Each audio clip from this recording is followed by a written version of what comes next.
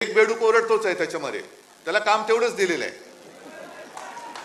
तुझी उंची केवढी, आवाज कसा,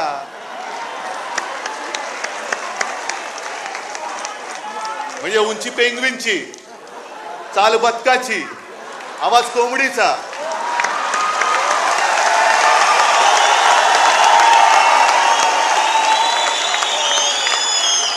डोळे कोणासारखे माहिती नाही.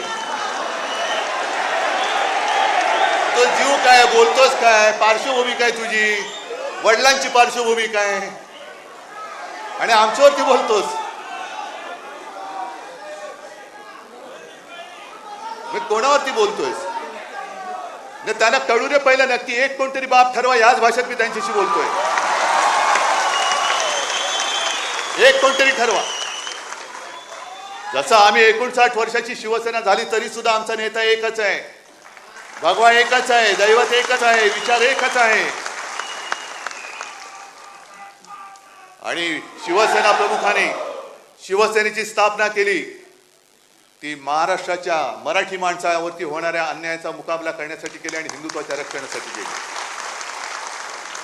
शेटजींची पालखी मारण्यासाठी नाही केली, शेटजींचे बूट चाटण्यासाठी शिवसेनेची स्थापना नाही केली. हे त्या मिंद्याला पहिले जाऊन सांगा.